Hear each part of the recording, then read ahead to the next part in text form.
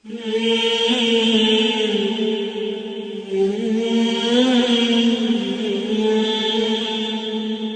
یوې ځوانې مور خپل زوی ته جالب نصیحتونه. ګرانه زوی، ښایي یوه ورځ زه داسې ضعیفه سپین سرې سم چې خبرې او کارونه به مې د عقل سره نه وي برابر. نو لطفا په هغه وخت کې د دې لپاره څه وخت راکوه او څه صبر راته کوه چې زما د خبرو په مقصد ځان پوه کړې.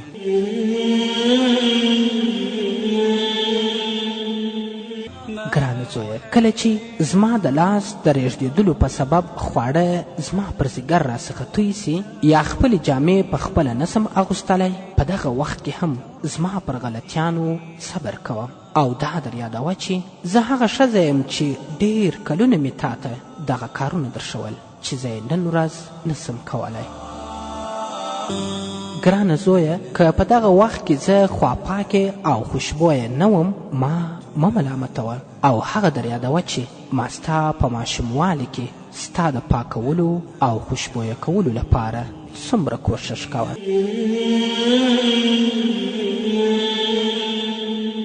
ګرانه زویه، که دې ولیدل چې زه ستا د زمانې په کارونو او شانو نه پوهیږم، نو ته پر ما مه خانده، بلکې د هغه نوي شیانو د پوهولو لپاره ته زما سترګې او زما عقل څه.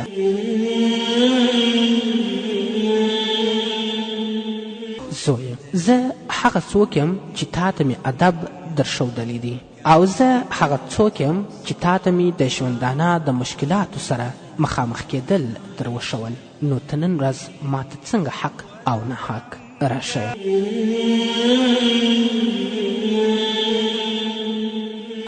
زما د خبرو په ځن یا دا چې د خبرو په منځ کې مې فکر وړي مه نفستنګې کېږه، ځکه اوس زما نیکمرغي یوازې په دغه کې ده چې ستا سره خبرې کوم.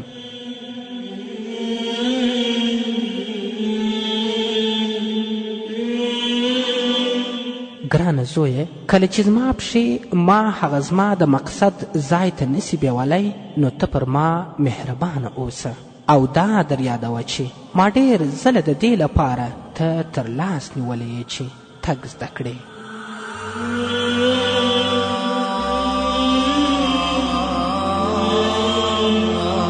ګرانه زویه، په دې سره هېڅکله مه شرمېږه چې نن ورځ ما تر لاس ونیسې، ځکه سبا به ته هم په داسې چا پسې ګرځې چې تا تر لاس ونیسي.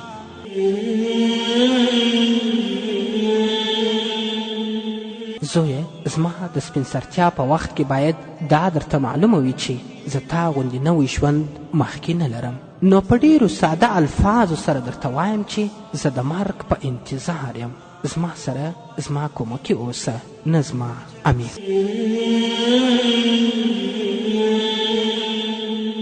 زویه، که زما د تیر سوي ژوند کومه خطا چې ستا سره مې کړې وي در یاد سي، نو پوه سه چې زما مقصد بې له ستا د ګټې او بې له ستا مصلحته بل څه نه و، او هغه ښه کار چې ته اوس زما سره وکړې هغه دا دی چې زما خطا را وبخښې او عیبونه مې پټ کړې.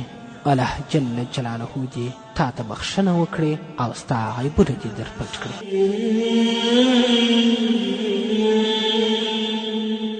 ګرانه زوی، تر اوسه پورې یوازې ستا مسکا او ستا خندا نه، بلکې ستا سره خبرې کول ما داسې خوشحاله کوي او نیکمرغه کوي لکه څرنګه چې ستا په ماشوموالي کې خوشحاله کولم. نو ما ستا د مجلس او خندا څخه مه محرومه کوه.